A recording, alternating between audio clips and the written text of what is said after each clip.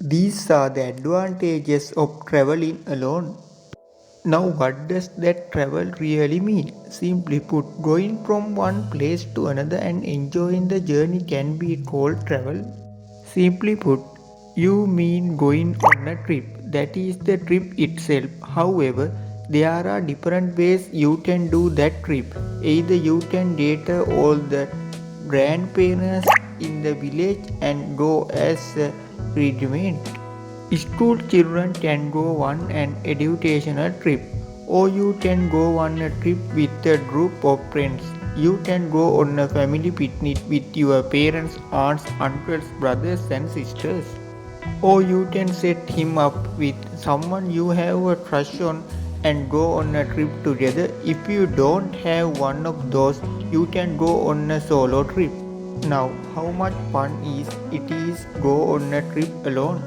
That is to travel alone. Each person gives different answers to that according to their wish. But we have to admit that there are many advantages of traveling alone. So let's first talk about the advantages of traveling alone. Then decide for yourself how the next trip will go.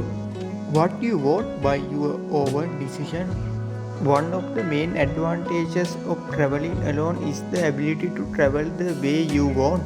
That means even when a set goes, or at least when two people travel, you can't make arbitrary decisions. But if you go alone, where are you stay, what time you eat dinner, what time you get up tomorrow, where you go to see, whether you go by bus or train, there is no need to get opinions from other people. They decided what they wanted, what was the best way, and implemented that decision. That's all. If you really want to think how good it is to be able to decide everything on the trip from the places you are going to, you should go on a trip with the seat.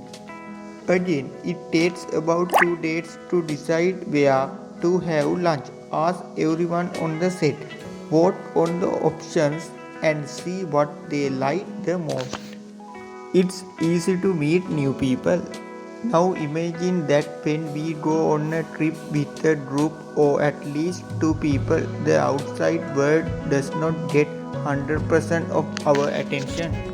That means some attention is paid to look around and enjoy the trip, but beyond that, it is difficult to pay attention to the outside world because we need to pay attention to the other group that is going with us. But when you go alone, there is no such scene. You can pay attention to the outside world. That means you can pay attention to the people around you.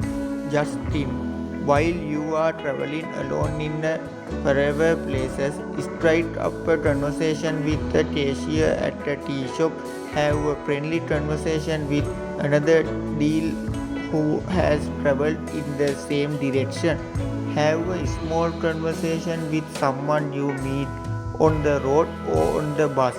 Can you double it or seat it on a recent trip?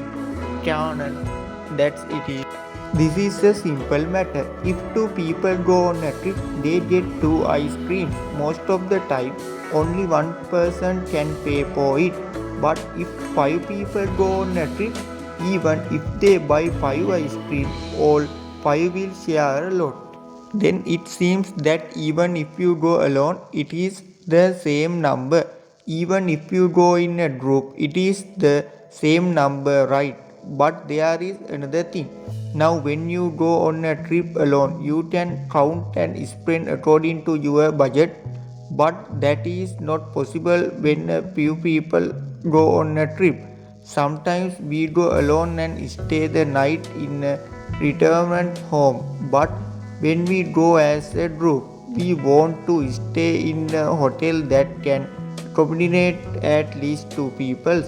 Even when eating and drinking, there is little room for them to spend according to their budget. Well, that is what we say. Practically, going on a solo trip is good for the pot. Too much freedom. This is something that many people don't accept here. we call freedom for things that we don't often do when we are with a group, but when we are alone, we think it is okay to try. For example, when we went on a trip with the set, usually we feel like a girl who came on the trip is like alive, but we can't talk about it in a serious and genuine way. If the set feels like it, then it is a bite. Then, especially if there is a trip with a girl or a boy that is with one of the opposite sex, Mala will not even get to look at a beautiful boy or girl again. But then, who is the hindrance to say that the trip is coming along and aid to language ability? This seems a bit impossible, doesn't it?